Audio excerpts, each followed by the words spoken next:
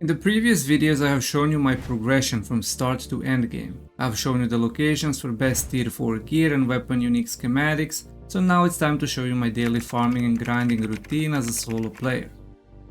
The first thing I do when I log in for the day is check my water storage. I have a very large amount of water storage and water generation with wind traps and dead stills, so normally before I log off I make sure I have filters in the wind traps and corpses being drained in the dead stills. Then when I log in, usually my water storage is 100% full. To spend the water most efficiently is by refining ingots. Normally I also leave a refine that is working when I'm off to create aluminum ingots. Since I have farmed almost 6000 jasmium ore and I have refined 590 aluminum ingots overnight, I can refine 590 duraluminum ingots. I use 4 medium refineries and I spread those 590 max I can refine to those 4 refineries for speed and efficiency.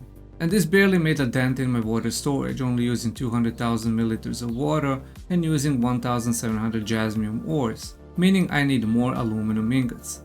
I hop into my buggy, make sure it has fuel and head out to farm aluminum ore. By doing this every day, I know that the buggy can store around 3600 aluminum ore, and my goal is to farm at least 10,000. I have 2 areas I drive around and grab every aluminum ore node I can see. The first one is in the eastern shield wall, just simply driving around this whole area until the storage is full. I would dump all the ore in the base, put the aluminum ingots in the queue and all 4 refineries and go farm on the second area, which is this part of the western shield wall.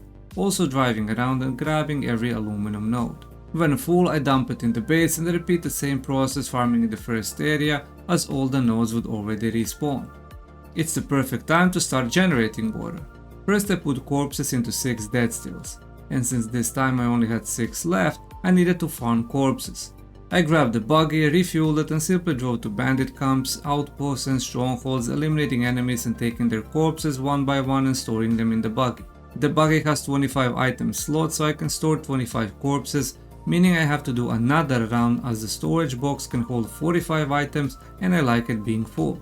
If I am really desperate for water, I would wait for nighttime, grab industrial dewsite, all decalerogens I can carry on my character and the red store into the ornithopter.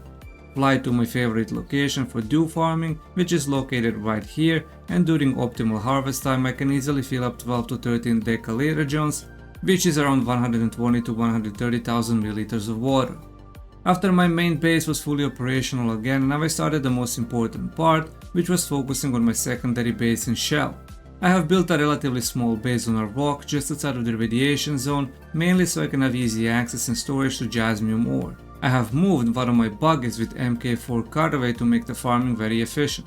The idea was to use the base for small amounts of duraluminum refining, as the base had no water generation and I had to rely on transporting water in decalerogens with an ornithopter, which was very time consuming. So I decided to expand the base and add some passive water generation by building a few wind traps and few Fremen dead stills. First I needed granite stone, which I grabbed close by in the Haga Basin South zone, and also stopped on these smoking parts on open sand to harvest a few thousand for sand. Flew back to the main base and put it into a refinery. As silicon blocks were being refined, I grabbed a few other materials from the main base and flew to my second base and started expanding it.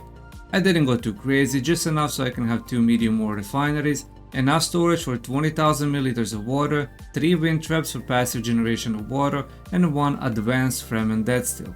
To make the wind traps operational you need filters, and to make filters you need plant fiber, meaning that this is the only resource you can farm by hand.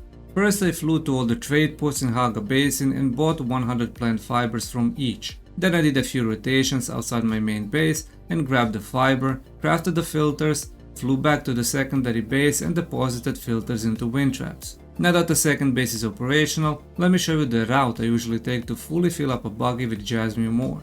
I start with big rocky formations as the level of radiation is very low. Then simply I drive from rock to rock to avoid the sandwall detection.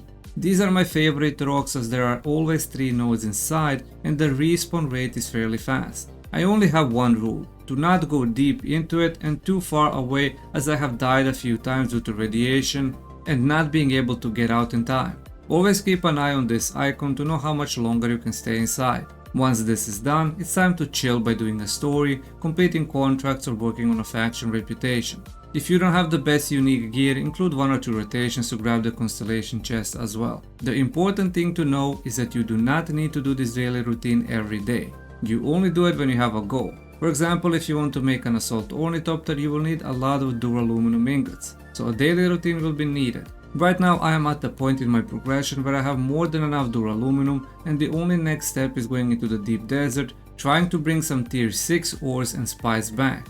So far I was not successful as I have lost 2 ornithopters to gankers, but as I do have more than enough materials, I can keep recrafting ornithopters until I get bored of being ganked all the time.